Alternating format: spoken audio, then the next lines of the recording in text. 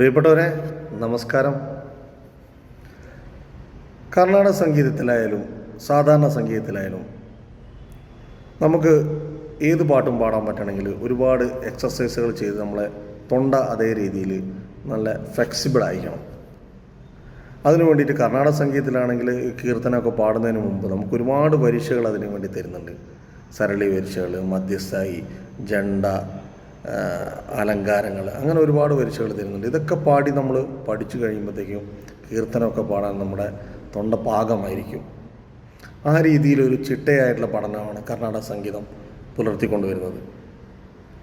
അപ്പോൾ അതിലേറ്റവും പ്രധാനപ്പെട്ടതാണ് അകാരങ്ങൾ പ്രാക്ടീസ് ചെയ്യുക എന്നുള്ളത്. ഇപ്പോൾ ഉദാഹരണത്തിന് നമ്മളെ മായാമാളവ ഗൗള രാഗം എടുത്താൽ നമ്മൾ സാ പാടുവാണ്. സാ അത് ആയാണ് വരുന്നത്. രീ അത് ഈ ആണ് വരുന്നത്. ഗ അതാ തന്നെ. മാ അതും ആ തന്നെ.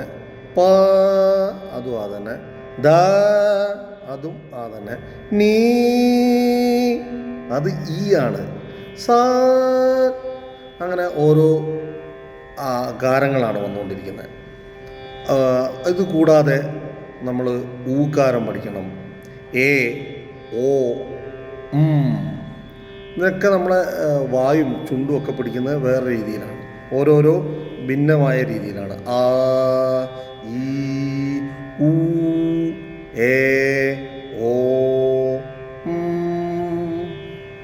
ഇത് നമ്മൾ പ്രാക്ടീസ് ചെയ്ത് കഴിഞ്ഞാൽ നമുക്ക് നന്നായിട്ട് പാടാൻ പറ്റും എന്നുള്ള കാര്യത്തിന് സംശയമില്ല. ഉദാഹരണത്തിന്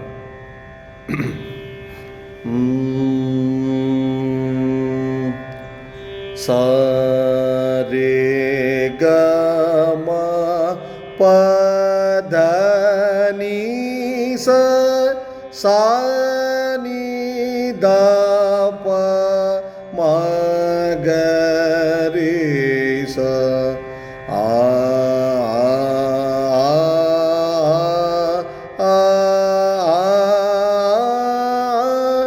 ഒന്നാകാരം. രണ്ടാകാരം. സ രേ ഗ മ പ ധ നി സ ആ. ഇനി മൂന്നാകാരം. സ രേ ഗ മ പ ധ നി സ സാ നി ധ പ മ ഗ രി സ ആ. നാലാകാരം. സ രേ ഗ മ പ ധ നി സ സാ നി ധ പ മ ഗ രി സ സ രേ ഗ മ പ ധ നി സ സാ നി ധ പ മ ഗ രി സ ആ.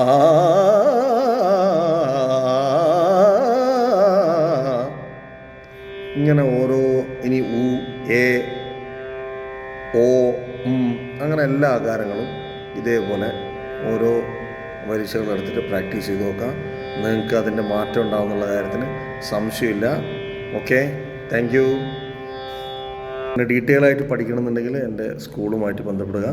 രാഗ കല്യാണി സ്കൂൾ ഓഫ് മ്യൂസിക്.